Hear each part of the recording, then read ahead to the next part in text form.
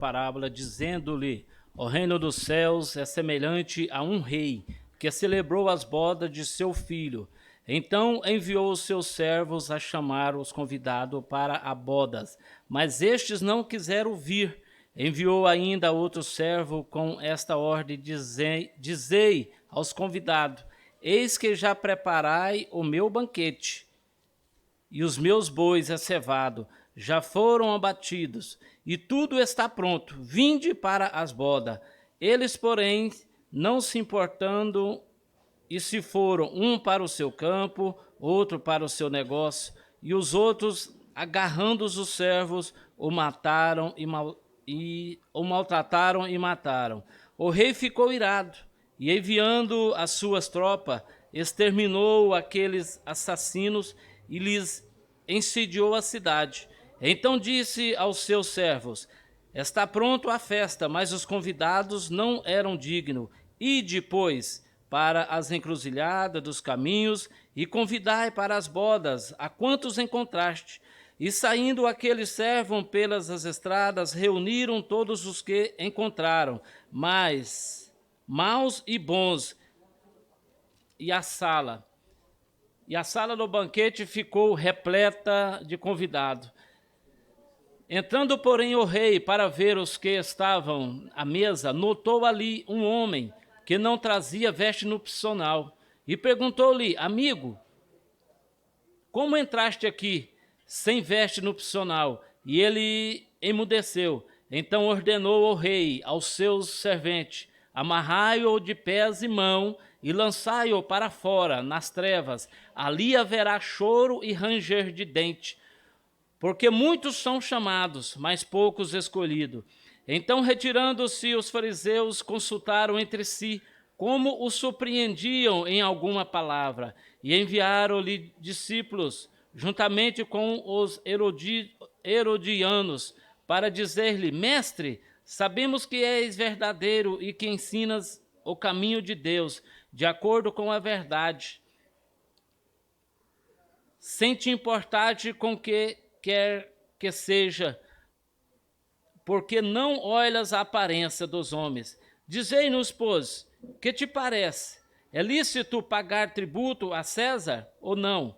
Jesus, porém, conhecendo-lhe a malícia, respondeu: por que me experimentais, hipócritas?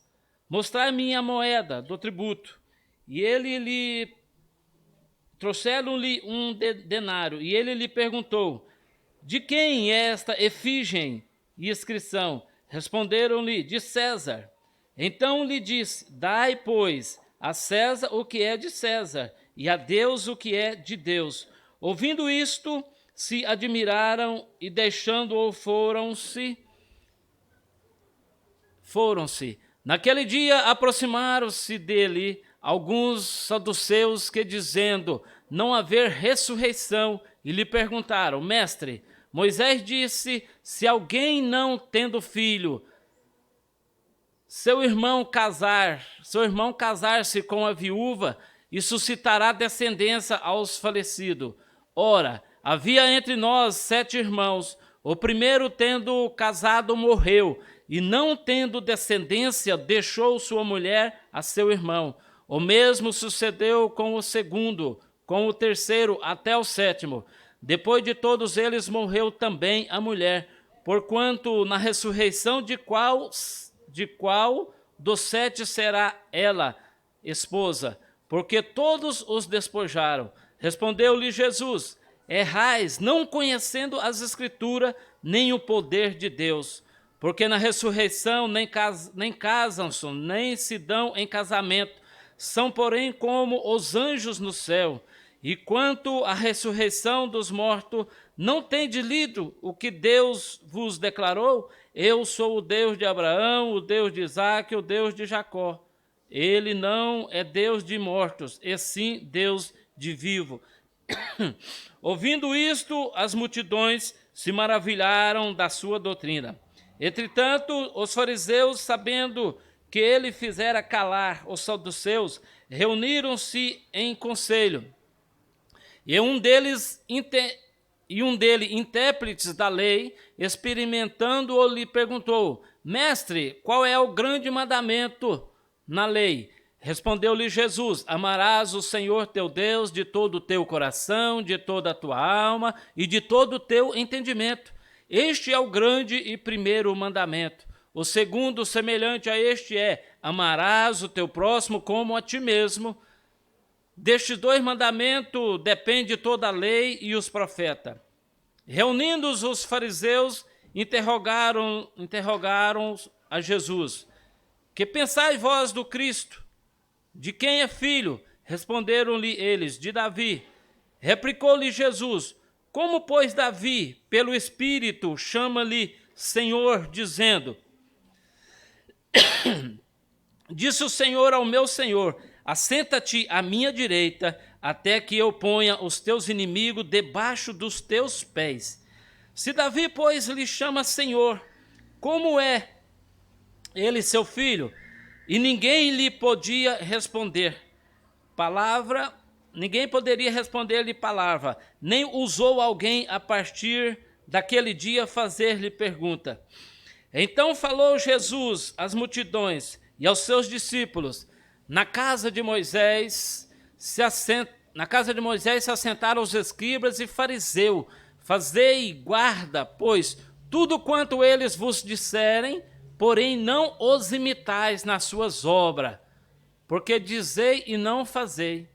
Ata, fardo pesados e difíceis de carregar, e os põe sobre os ombros dos homens. Entretanto, eles mesmo nem com o dedo querem movê-los. Praticai, porém, todas as suas obras, com o fim de serem vistos dos homens, pois alargam os seus falictérios e alongam as suas fraquezas. Amam os primeiros lugares nos banquetes e as primeiras cadeiras nas sinagogas, a saudação nas praças e o serem chamados mestre pelos homens. Vós, porém, não sereis chamado mestre, porque um só é o vosso mestre, vós todos sois irmãos. A ninguém sobre a terra chama vosso Pai, porque só um é vosso Pai, aquele que está nos céus. Nem sede chamado guias, porque um só é vosso guia, o Cristo. Mas o maior dentre vós será vosso servo. Quem a si mesmo se exaltar será humilhado, e quem a si mesmo se humilhar será exaltado. Ai de vós, escribas e fariseus, hipócritas, porque fechas o reino dos céus diante dos homens? Pois vós não entraste, nem deixaste entrar os que estão entrando. Ai de vós, escribas e fariseus, hipócritas, porque devorais as casas das viúvas, e para os justificar fazer longas orações. Por isso sofrereis juízo muito mais severo. Ai de vós, escribas e fariseus, hipócritas, porque rodeais o mar e a terra para fazer um prosélito e uma vez feito, o tornais filho do inferno, duas vezes mais do que vós. Ai de vós, guia cego, que dizeis: quem jura pelo santuário, isso é nada, mas se alguém jurar pelo ouro do santuário, fica obrigado pelo que jurou. Insensato e cego, pois qual é maior, o ouro ou o santuário que santifica o ouro? E dizeis: quem jurar pelo altar, isso nada, quem, porém, jurar pela oferta que está sobre o altar, fica obrigado pelo que jurou. Cegos, pois qual é maior, a oferta ou o altar que santifica a oferta? Portanto, quem jurar pelo altar, jura por ele e por tudo que sobre ele está. Quem jurar pelo santuário, jura por ele e por aquele que nele habita. E quem jurar pelo céu, jura pelo trono de Deus e por aquele que no trono está assentado. Ai de vós, escribas e fariseus hipócritas, porque dais o dízimo da hortelã, do endro e do cominho, e tendes negligenciado os preceitos mais importantes da lei, a justiça, a misericórdia e a fé. Deveis, porém, fazer estas coisas sem omitir aquelas, guias cegos, que coais o mosquito e engolis o camelo. Ai de vós, escribas e fariseus, hipócritas, porque limpais o exterior do corpo e do prato, mas este por dentro estão cheios de rapina e intemperança. Fariseu cego, limpa primeiro o interior do corpo, para que também o seu exterior fique limpo. Ai de vós, escribas e fariseu hipócrita, porque sois semelhante ao sepulcro caiado, que por fora se mostram belos, mas interiormente estão cheios de ossos de mortos e de toda a imundícia. Assim também vós, exteriormente pareceis justo aos homens, mas por dentro estáis cheio de hipocrisia e de iniquidade. Ai de vós, escribas e fariseus hipócritas, porque edificais os sepulcros dos profetas, adornais os túmulos do justo, e dizeis: se tivemos vividos nos dias de nossos pais, não teríamos sido seus cúmplices no sangue dos profetas. Assim contra vós mesmos testificam que sois filhos dos que mataram os profetas. Enchei-vos, pois, a medida de vossos pais. Serpente, raça de víbora, como escapareis da condenação do inferno? Porque eis que eu vos envio profetas, sábios, escribas, a uns matareis e crucificareis a outros, açoitareis nas vossas sinagogas e perseguireis de cidade em cidade, para que sobre vós recaia todo o sangue justo derramado sobre a terra, desde o sangue do justo Abel até o sangue de Zacarias, filho de Baraquias, a quem mataste entre o santuário e o altar. Em verdade vos digo que todas estas coisas hão de vir sobre a presença na presente geração. Jerusalém, Jerusalém, que matas os profetas e apedreja os que te foram enviados. Quantas vezes quis eu reunir os teus filhos, como a galinha ajunta os seus pintinhos debaixo das suas asas? E vós não o quiseste? Eis que a vossa casa vos ficará deserta. Declaro-vos, pois, que desde agora já não me vereis até que venhas a dizer: bendito o que vem em nome do Senhor. Tendo vós saído do sepulcro e se retirando, quando se aproximaram dele os seus discípulos, para lhe mostrar a construção do templo, ele, porém, lhe disse: não vide tudo isto? Em verdade vos digo que não ficará pedra sobre pedra que não seja derribada. No Monte das Oliveiras achavam-se Jesus assentado, quando se aproximaram dele os discípulos, em particular, e lhe pediram: dize-nos, quando sucederá estas coisas, e que sinal haverá da tua vinda e da tua consumação do século? E ele lhe respondeu: vede que ninguém vos engane, porque virão muitos em meu nome, dizendo: eu sou o Cristo, e enganarão a muitos. E certamente ouvireis falar de guerra e rumores de guerra. Vinde, não vos assustei, porque é necessário assim acontecer, mas ainda não é o fim. Porquanto se levantará nação contra nação, reino contra reino, e haverá fomes e terremotos em vários lugares. Porém, tudo isto é o princípio das dores. Então sereis atribulados e vós matarãos. Sereis odiados de todas as nações por causa do meu nome. Nesse tempo, muitos hão de se escandalizar, trair e odiar uns aos outros. Levantar-se-ão muitos falsos profetas e enganarão a muitos. E por se multiplicar a iniquidade, o amor se esfriará de quase todos. Aquele, porém, que perseverar até o fim, esse será salvo. E será pregado este evangelho do reino por todo o mundo, para testificar a todas as nações. Então virá o fim.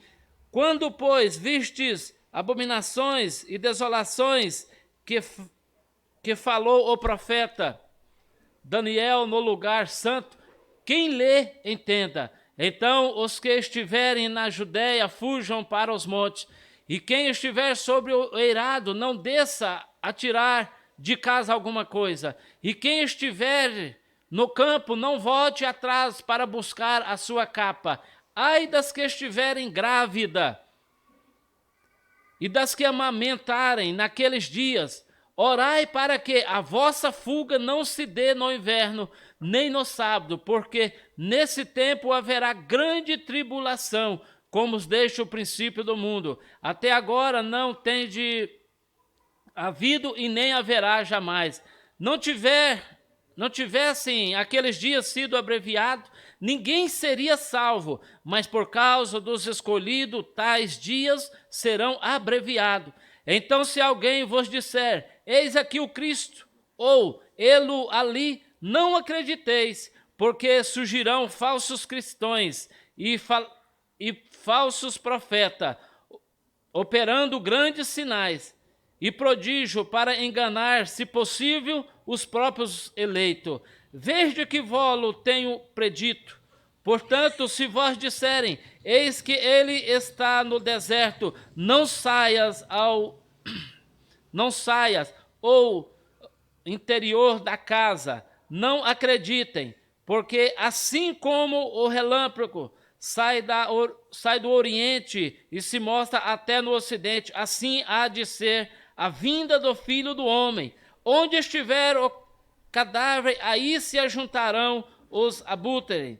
Logo em seguida, a tribulação daqueles dias, o sol escurecerá, a lua não dará a sua claridade, e as estrelas cairão do firmamento, e os poderes do céu serão abalados. Então aparecerá no céu o sinal do Filho do Homem. Todos os povos da terra se lamentarão e verão o Filho do Homem vindo sobre as nuvens do céu, com poder e muita glória. E ele enviará os seus anjos com um grande clamor de trombeta, os quais reunirão os seus escolhidos dos quatro ventos, de uma a outra extremidade dos céus.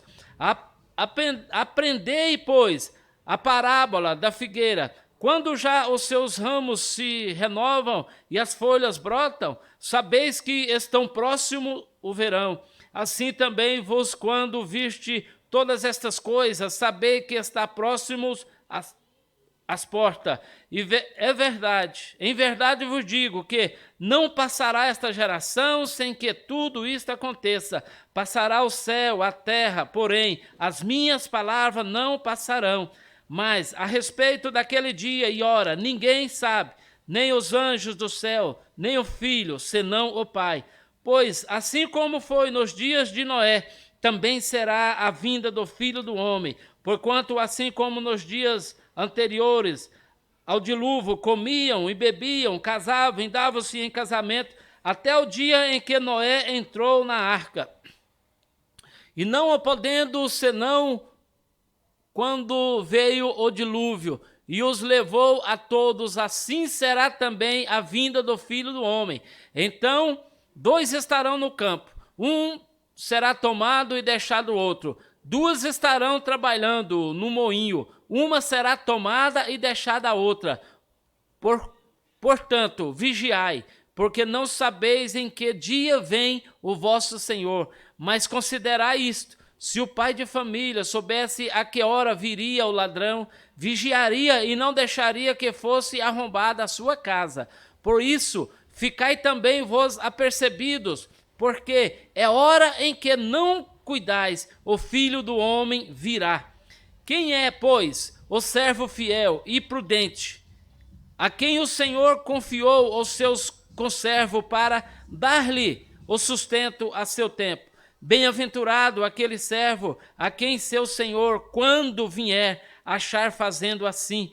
Em verdade vos digo que lhe confiará todos os seus bens. Mas se aquele servo, sendo mau, disser consigo mesmo: meu senhor demora-se, e passar a espancar os seus companheiros, e a comer e beber com ébrios, e virá o senhor daquele servo em dia em que não o espera e em hora que não sabe, e castiga lá, lançando-o-lhe no a sorte com a hipocrisia. Ali haverá choro e ranger de dente.